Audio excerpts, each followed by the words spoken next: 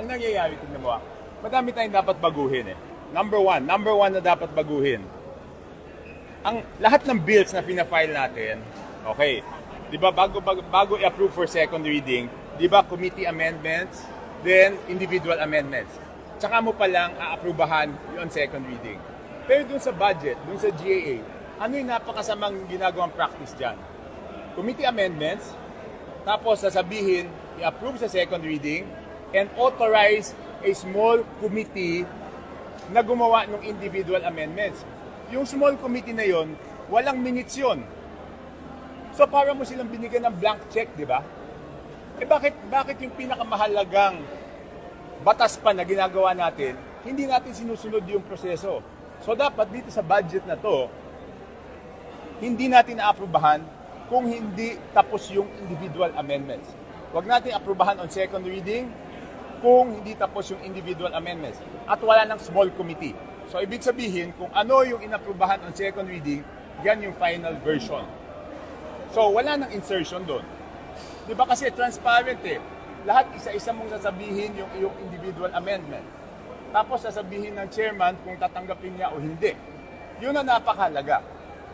Di ba doon nagkakaroon ng, alam naman natin, hindi tayo pinanganak kahapon, di ba? Ilang beses ko na rin-erase yan eh.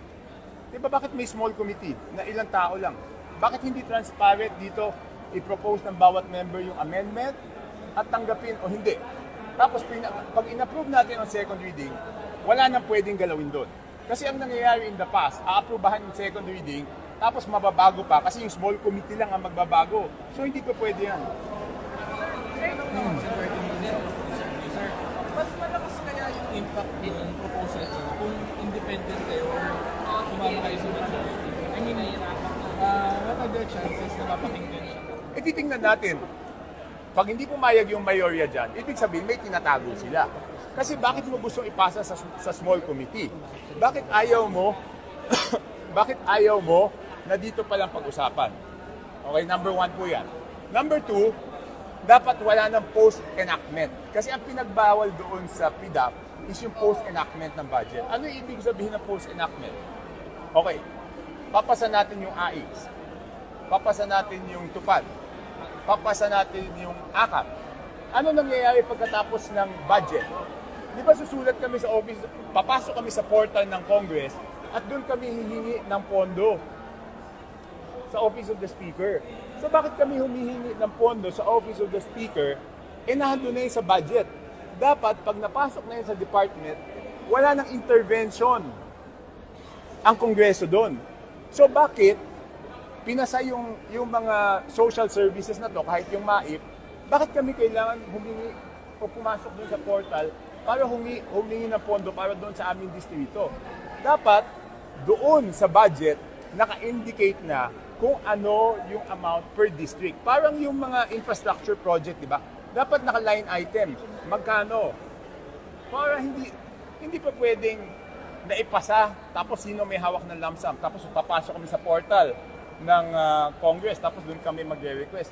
Post-enactment yan. Ibig sabihin, post-enactment intervention. Napasa na yung budget, ginagalaw pa after. May involvement. Oo, dapat wala nang involvement. So yun yung dalawang napakahalaga. Sir, given your vigilance sa budget, Oo. may preferred ka ka for chair? Hindi. Mag-elect na sila ng upper chair bukas.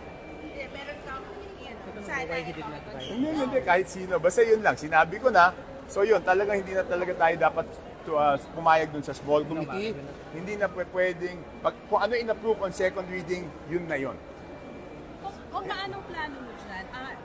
I-plenary mo ba? Or ipapasok mo siyang provision? Paano yung Hindi. Kaya nga, para... siguro na lahat naman sila manonood ng news, di ba?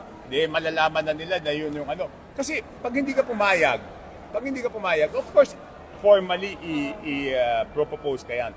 Pero pag hindi ka pumayag, ano tinatago nyo? Bakit nyo gusto ilagay sa small committee? Sinasabi ko ulit, lahat ng batas na pinapasa dito, bago mag-approval on second reading, committee amendments, individual amendments, tapos second reading. Ibig sabihin, pagkatapos ng second reading, wala nang babaguhin. Pero pag budget, committee amendments, approve mo muna on second reading, tapos bigyan mo ng authority yung small committee na baguhin pa ulit. So, sikreto yun, di ba? Hindi transparent. So, isa-isa kami magbigay ng individual amendments namin. Kung why did you not vie for the speakership? It's not up to me, di ba? It's not up to me. It's what my colleagues want. Kung ano yung gusto nila. Pero kung di ba nung nakaraan sinabi niyo na mayroong mga Sabi nag-message ko, sa inyo? syempre, yun na nga yung sinasabi ko bakit sila natatakot? Because of the post-enactment. Di ba, hawak ng Office of the Speaker yung MAIP, hawak yung AIX, hawak yung tupad. O kung hindi ka bumoto, pwede hindi i-release kasi nga nagre-request kami doon eh. So hindi pa pwede yan kasi yan na nga yung dineclare na unconstitutional. Ang sabi ng Korte Suprema, pag naipasa yung budget, wala nang intervention yung Congress. So ibig sabihin, pag naipasa na yan, hindi na dapat ka humihingi doon. Kung hindi, doon ka sa department, hihingi. Bakit kami dito humihingi ng pondo? Di ba dapat sa department kami hihingi? Kasi doon nakalodge yung ano. Oo. Sir, naniniwala kayo marami raw racket sa flood control projects. Ano masasabi? Hindi lang sa flood control projects, sa lahat sa mga projects. Pero syempre, yun yung nakita ni Presidente, di ba? Nung nag-iikot siya. Tsaka kami, nabotas kami, di ba? Syempre talagang I feel passionately about the flood control projects, di ba? Tanong ko lang, 7-7 scheme, totoo ba yun? Pinabanggit ko naman. Totoo. Di ba? Pag sumama ka sa Bagong Pilipinas Servicio Fair, totoo yun. Ano nasabi sir? Alam ko eh. Nabigyan ako nung pumunta ako eh. O ngayon, kung sinong congressman ang makikipagtalo na hindi totoo, pakitaan tayo ng cellphone. Sabi ni Kong Joey dati hindi. O sige, sabihin mo, pumunta siya dito, pakitaan kami ng cellphone. May message yan na matatanggap mo eh. O. Ano yun, sir? Ano yung pondo na isa? Hindi, yan yung ano, di ba? Pag sumama ka sa bagong, ano ba yun? BPSF. BPSF. Pag sumama ka doon, meron kang 7 million AIX, 7 million MAIP, 7 million tupad yata. Ganun. O di ba post-enactment na naman yun, di ba? Yan yung tinatawag na pork barrel. Kasi pork barrel, nare-release kung kanino mo gusto, hindi based doon sa budget.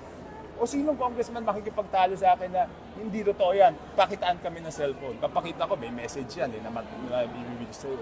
So open din kayo sir doon sa hashtag open by cam? Open ako sa open by cam. Pero sabi ko nga, hindi lang naman doon nagsisingit sa open by cam. Ang mas importante is doon sa small committee. Small committee, ilang tao lang yun.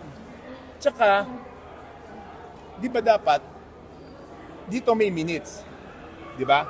Lahat ng proposal mo, kung tinanggap o hindi.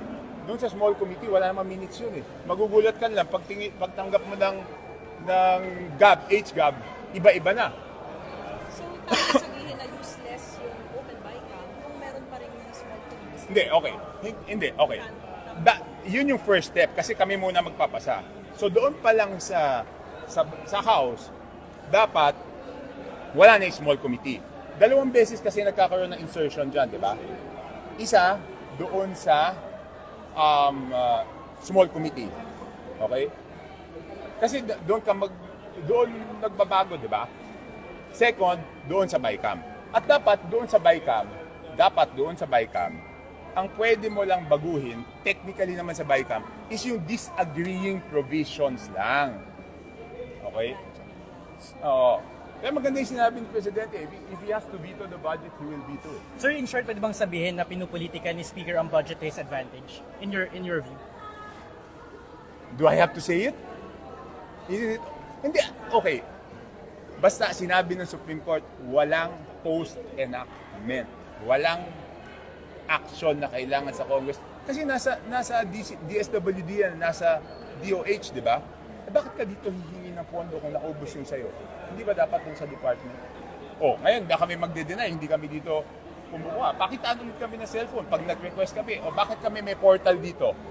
I-deny nyo nga na may portal dito. Pag gusto mo na additional, papasok ka dun sa portal, dun ka magre-request. So, ibig sabihin, dito kami nagre-request. Sir, but So why- natutuwa lang ako kasi yung reason ng hindi ko pagboto kanina is aligned with the most important message that the President delivered today.